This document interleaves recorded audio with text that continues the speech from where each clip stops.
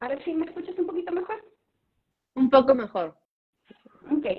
Justo estaba preguntando si es que hay algún estudio o algún proyecto que esté buscando cuantificar estos cambios y cómo se ven, no solamente qué tanto es el cambio que se está presenciando, sino cuáles son estos cambios, ¿no?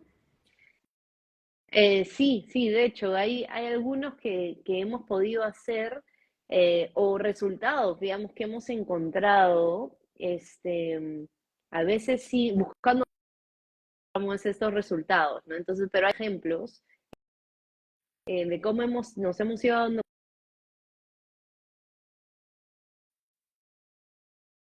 tenido unos niños bien grandes, se llaman niños extraordinarios, en el 82-83, en el 97-98, que fueron bien devastadores para tanto lobos marinos, bueno, fauna marina en general, la verdad, mamíferos y aves, podemos decirlo así. Y hubieron mortalidades bastante grandes, reducciones en la población de entre 75-85%, digamos, en promedio, ¿no? Entonces, el alimento migró de tal manera, los animales fueron a buscar, pero luego, digamos que ya llegó a un punto que hasta la porción adulta de estas especies, pues murió, ¿no? Entonces, murió o se dispersó. Digamos, no toda murió de esos 75, de esa reducción de 75% de la población, bastante se dispersó, pero afectó mucho los números poblacionales, ¿no? Porque si un adulto está buscando alimento de esa manera, pues tampoco se puede reproducir. Entonces afecta el crecimiento poblacional también, ¿no? Eh, entonces, una manera de directa es mediante los censos, el conteo de los animales y también, claro, cuantificación de mortalidad, ¿no? Y mortalidad sabiendo las edades, de repente no exactas, pero los grupos etarios, como hembra adulta, macho adulto, este cachorro de 1 año, ¿no? Entonces podemos saber ya, en esta época normalmente mueren tantos cachorros o tanto porcentaje de la población, pero pues si mueren muchos más, sabemos que ya las madres están teniendo problemas para amamantarlos, ¿no? Por ejemplo, en lobos marinos. Y esto se ha ido viendo, ¿no? En niños. En Punta San Juan hemos podido, a través de, por suerte, por tener este sistema de monitoreo constante en la costa, conocemos bastante bien los números poblacionales en esa zona, entonces sirve pues como tenemos una línea base, entonces las oscilaciones, ¿no? Si hay más población o menor población, si la mortalidad cambia, podemos detectar esos cambios en la población. Entonces yo creo que, digamos, de todas maneras hay que mencionar el tema de censos y mortalidad es súper importante, y además de cómo mueren los animales, porque cuando mueren por el niño van a estar muy emaciados, se suele decir, pero es básicamente un animal que está como desnutrido, ¿no? Que ha intentado, bueno, no ha logrado obtener la energía, ¿no? Los recursos necesarios, entonces, tristemente, pues ha muerto de hambre, ¿no? O sea, eso sucede en el niño, que se ven animales que están sufriendo por ese tipo de falta de alimento. Pero también hay otros indicadores y han habido algunos artículos que hemos sacado y hemos encontrado, por ejemplo, que, por ejemplo, en pingüinos se vio a través de un análisis de las plumas de los pingüinos y utilizando un método de isótopos estables, se pudo ver, con los isótopos estables tú puedes tener como un proxy, una idea de en qué áreas y en qué nivel trófico, o sea, dónde está la presa que están consumiendo de la red trófica. Entonces, si tiene un valor muy alto de nitrógeno, sabes que están comiendo arriba de la red trófica. Si tiene un valor bajo, ¿no? Es algo, una presa quizás más sencilla, bueno, de menos, que está más abajo en la red trófica, ¿no? Y sucedió que en los años que eran cálidos, en los momentos cálidos, de cálidos fuertes o moderados, los pingüinos como abrían su espectro de dieta, su espectro trófico. Entonces, y en años fríos lo tenían así como cerradito, como eran mucho más específicos a ciertos tipos de presa. Entonces ya empieza, es bien interesante, incluso estudiar los años que son niños no tan fuertes, porque el ambiente empieza a poner una presión y los animales tienen muchas estrategias para poder sobrellevarlas, ¿no? Entonces, en esos niños que no son tan fuertes, puedes aprender cómo es que ellos están utilizando esas estrategias para sobrellevar, ¿no? Los cambios en el mar.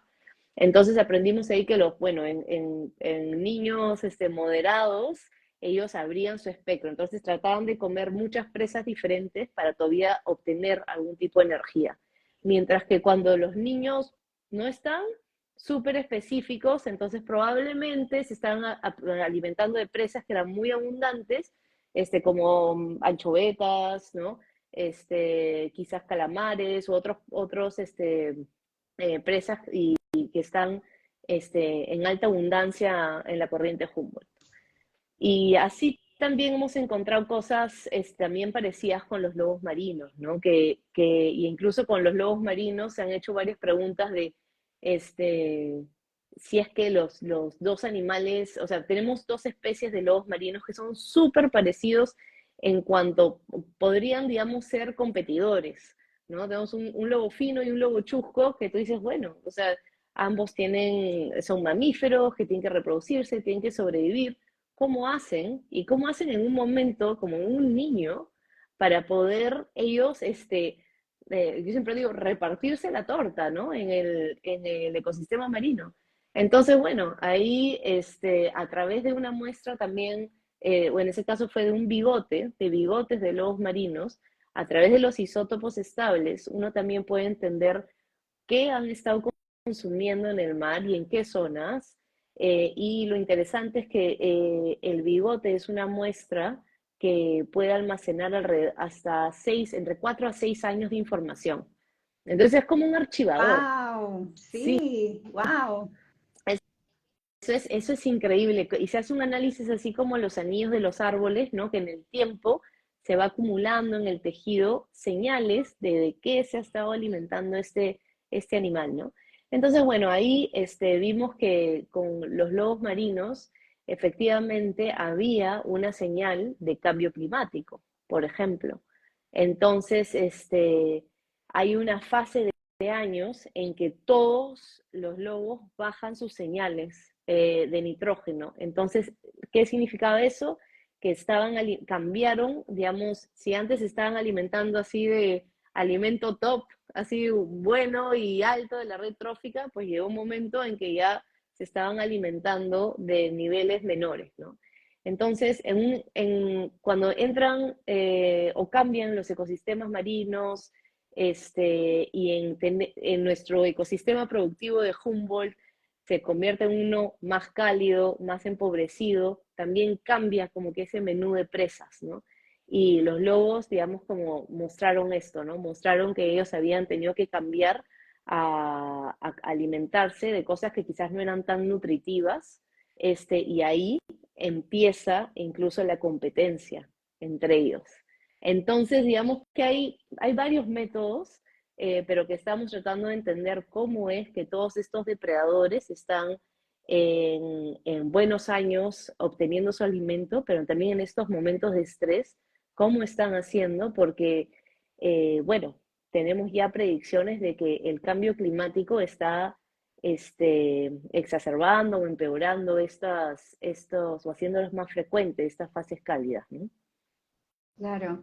¿Y actualmente sabemos de alguna especie en particular que esté sintiendo mayor estrés, mayor necesidad de este cambio? Nos mencionaste los lobos marinos finos y chuscos y los pingüinos, pero ¿se sabe de alguna otra especie en particular que esté sufriendo más Bueno, que otras, yo, no? sí, sí, sí. Yo ahí podría contarles también, creo que tendría que regresar a los pingüinos en este año en particular, ¿no? Este año estamos con un niño que ya desde marzo de este año, el 23, ya empezaron ¿no? las anomalías térmicas, empieza a haber igual esa agua caliente, ya sabemos que empezó la alerta al niño. Y justo para marzo, pues los pingüinos tenían que venir a abrir sus nidos, a anidar, ¿no? Y y el pingüino, y bueno, les cuento de repente un poquito cómo es el ciclo, ¿no? Entonces porque hay que conocer eso también, o sea, para decir qué es normal o qué no es normal, o sea, para decir qué no es normal, tenemos que saber qué es lo normal, ¿no? Es igual, si queremos saber cómo está mi hemoglobina, si está bueno, está mal, tengo que tener una línea base, ¿no? Me tengo que hacer una prueba una vez. Entonces, los pingüinos, generalmente en enero y febrero, ellos están mudando. Entonces salen todos, van y mudan sus plumas, o sea, se quedan ayunando en la costa y mudan las plumas. Entonces no comen porque cuando están con plumas con parches, es como que su wetsuit no está completo, ¿no? O sea, están con un plumaje que no los impermeabiliza al frío. Entonces, ellos cambian las plumas, ayunan y luego de eso están, pues, necesitan salir a comer y hacen un viaje largo de alimentación y es un momento que después, claro, en febrero no los vemos y es normal que hayan muy pocos pingüinos en febrero, en esa época en nuestra costa, porque ellos se están alimentando en el mar. Y sabemos que se van hasta el sur de Chile a hacerlo por animales marcados, se van bastante lejos y luego regresan a mediados de marzo y empiezan a aperturar los nidos y empiezan a buscar pareja y empieza la temporada reproductiva. Y bueno, pues este año esa llegada ha coincidido justamente con un pico de temperaturas altas y digamos, como que se encendió el niño, ¿no? Y a los pingüinos no llegaron. Entonces, eso nos ha pasado en Punta San Juan este año y yo sé que también en muchos puntos de la costa se ha repetido el mismo patrón. Y esto es algo que no ha sucedido antes, al menos en más de 30 o 40 años que nosotros vamos documentando con el programa esto, no, ellos han tenido diferentes estrategias de cómo sobrevivir al niño, pero no ha sido a este nivel que no han podido iniciar siquiera una temporada reproductiva, ¿no? Wow. En esa época. Entonces, había un cambio ahí se llama, le decimos la fenología, ¿no? Que es cuando ocurren estos eventos reproductivos. Entonces, yo creo que esta es una señal bastante fuerte de que claro, no ha habido alimento alguno cerca para que ellos puedan llevar a cabo esto que es tan importante para ellos, ¿no? Pero creo que si no tenían las reservas, pues no llegaron a hacerlo. Entonces, ahora sé que están regresando los pingüinos a la costa en diferentes puntos, o sea, en San Juan algunos, en otros puntos más, pero todavía no regresamos a esa normalidad, ¿no? Entonces, esto igual es una situación preocupante porque venimos, o sea, estamos en un niño que igual no tiene precedentes porque además en ese fondo tenemos este calentamiento en el mar, ¿no? Que es tan grande, sí. Wow. Entonces es como casi toda una generación que hemos perdido, por decirlo así, ¿no? Toda una temporada reproductiva. O sea, una cohorte, una temporada reproductiva, sí. Eso se ha Wow. perdido, sí.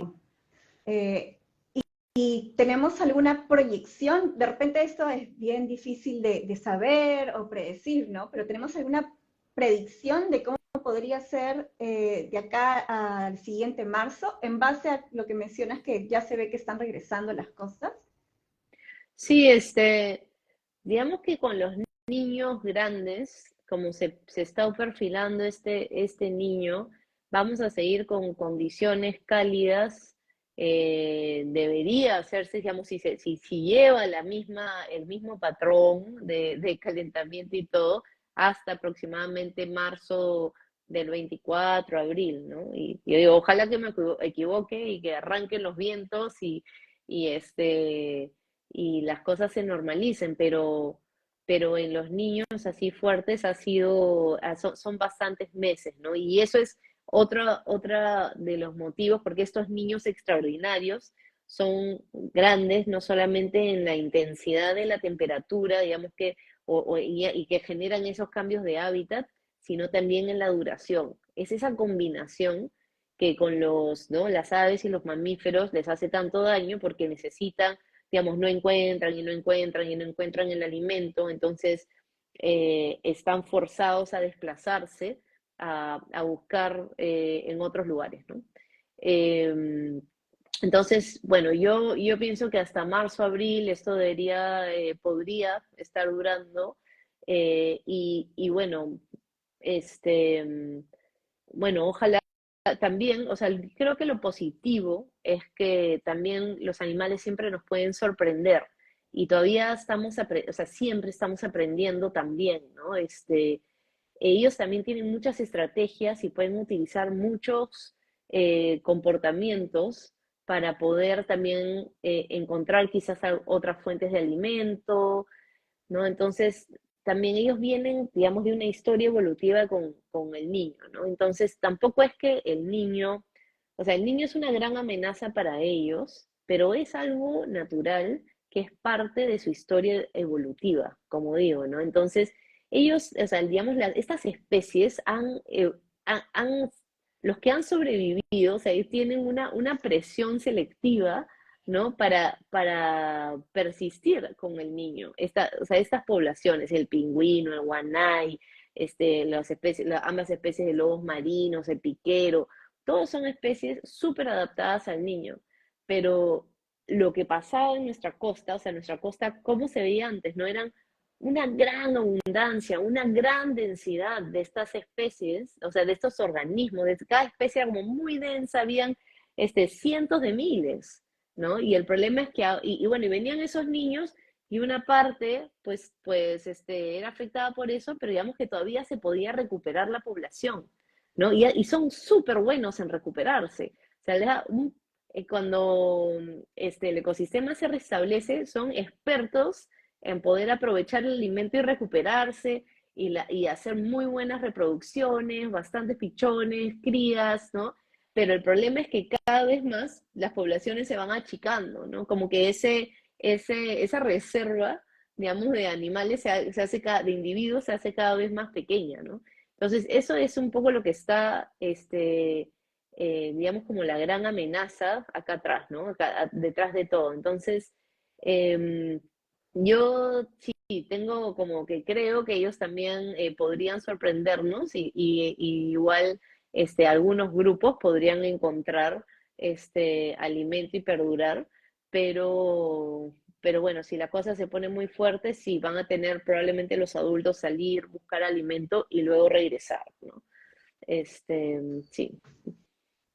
Uf, bueno, al menos como tú dices, nos queda esa nota positiva de que tienen esas herramientas evolutivas, ¿no? O que Sí, vienen de esa evolución que tú mencionas, que nos da un poquito más esperanza, yo creo. sí, sí. Listo. Sí, solo iba a decir, de repente, creo que lo que es muy importante es que después de un niño, las condiciones, ¿no? Porque las condiciones que están en el mar, bueno, está con el cambio climático, o sea, podemos hacer muchas cosas, pero ya estamos sobre la marcha, o sea, no es que lo podemos apagar, que podemos prender un ventilador, que le vamos a echar hielo al mar, o sea, no tanto no podemos hacer, ¿no? Y el niño es natural. Pero algo que sí digo es que después del niño, justamente cuando las cosas se restauren, ahí es bien importante, yo creo, reducir la presión hacia estas especies, ¿no?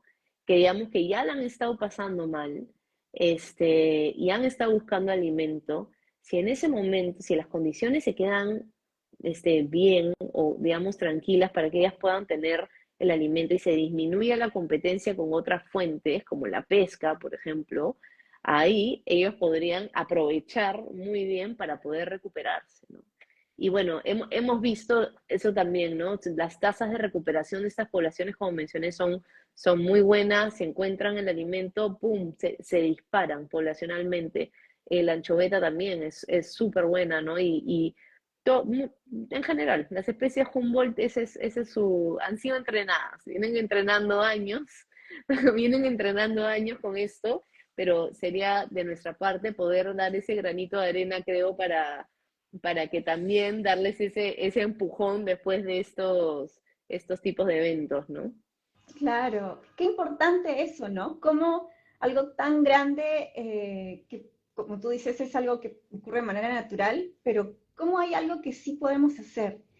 ¿Y existe alguna política pública o alguna reglamentación que nos permita asegurar de que cuando el momento llegue se puedan recuperar, o que ayudemos a recuperar estas poblaciones?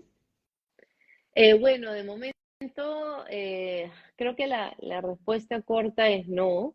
y hay, pero sí hay, digamos, algunas precauciones en las pesquerías para igual sobre sus recursos, ¿no? Porque también, mente, también las pesquerías son afectadas y también las personas que dependen de la pesquería y que no se debe, lo que sí hay es que dentro de las de diferentes ordenanzas pesqueras para no depredar al máximo un recurso, hay diferentes reglas que no puedes, pues, por ejemplo, con la anchoveta no se ha podido salir a pescar en la primera temporada porque simplemente no habían los juveniles, ni siquiera, o sea, bueno, había muchos juveniles, no habían adultos, no se encontró el recurso en el estado en el cual se necesita para iniciar la temporada pesquera, ¿no?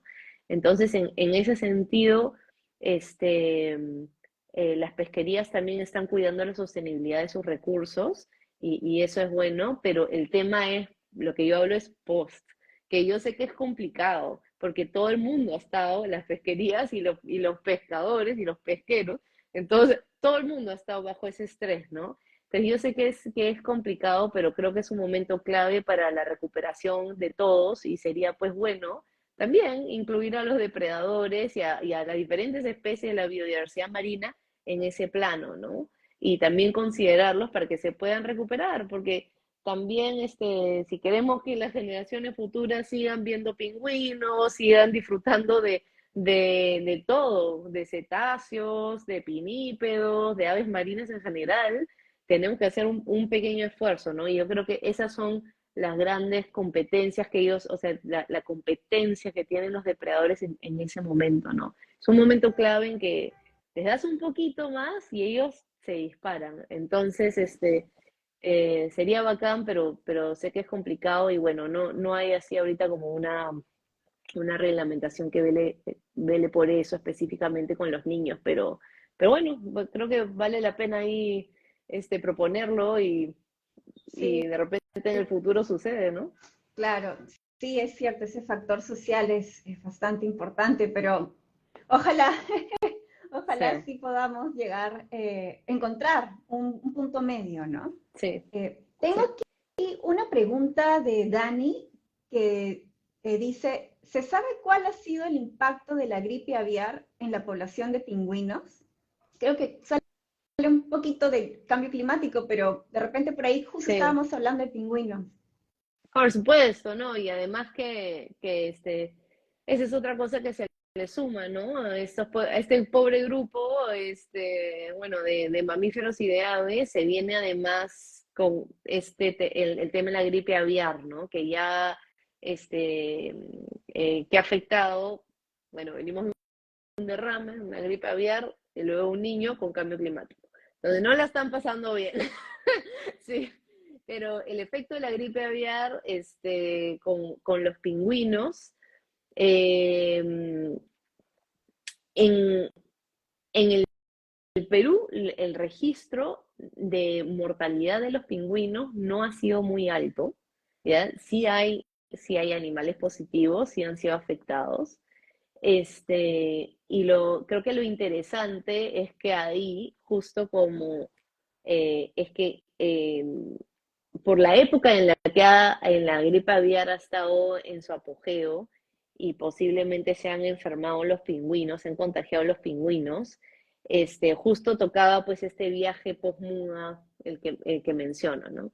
Entonces, intercambiando con colegas en Chile y justamente sabiendo un poco también sobre los números de pingüinos muertos que han colectado en las costas de Chile, pues ahí se vio un número de cerca de 2.000 pingüinos, ¿no?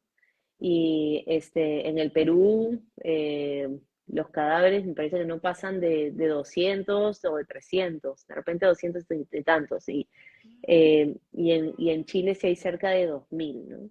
Gran Eh, diferencia. Gran diferencia. Entonces, aquí todavía, es difícil y todavía se está viendo todo esto porque se han mezclado justamente el tema de la gripe aviar y el niño, y además está el desplazamiento natural de la especie. Entonces, es difícil como discernir qué va de qué, ¿no? De las pruebas, Daniela, te comento igual se hicieron pruebas a esos pingüinos y muy pocos igual salieron positivos, pero también se piensa que es a la influenza aviar, pero también se piensa que es un tema del muestreo. Entonces, bueno, ahí se le suma la ciencia, el error, el aprendizaje y todo lo demás, ¿no? Entonces, yo creo que es bien importante seguir monitoreando la mortalidad y ahora no es solamente saber que es una mortalidad por niño, ¿no? No, una mortalidad se tiene que atender y tratar de muestrear para gripe aviar, para tratar de discernir si es que es gripe aviar o mortalidad, porque eh, puede ser que en esta primavera, este noviembre, diciembre, nuevamente, ojalá me equivoque, pero podríamos tener otra ola de gripe aviar, ¿no? Y se junten otra vez estos dos amenazas, ¿no? Para estas especies. Pero sí, entonces todavía han sido golpeados de todas maneras los pingüinos y yo creo que hay que esperar un poco a que se restablezcan los números en Perú y Chile para entender cómo ha sido en un año normal, para entender realmente qué ha pasado. Sí. Wow, bueno, ojalá que, como tú dices, ojalá que no vuelva a coincidir, ¿no? Ujú. Pero sí va a ser bastante importante toda la investigación y los estudios que hagamos, ¿no? Post este evento. Justo acá te leo la respuesta de Dani que dice, gracias Susana, me llamaba la atención porque entre mayo, junio aparecían pingüinos muertos en la orilla casi diariamente. Me preguntaba si había manera de saber si eran producto del calentamiento o la gripe, ¿no? De repente ahí sería bueno saber, Dani, de dónde, de qué parte nos estás Ujú. escribiendo o de la orilla de en qué parte del litoral, ¿no? Y creo que justamente esto ayuda un montón, ¿no? Sí. Esos tonteos, los reportes, justo hablábamos la última vez que tuvimos por aquí, hablábamos de ese estudio colaborativo que acababa de publicarse, de salirse, y lo importante que es que todos registremos, ¿no?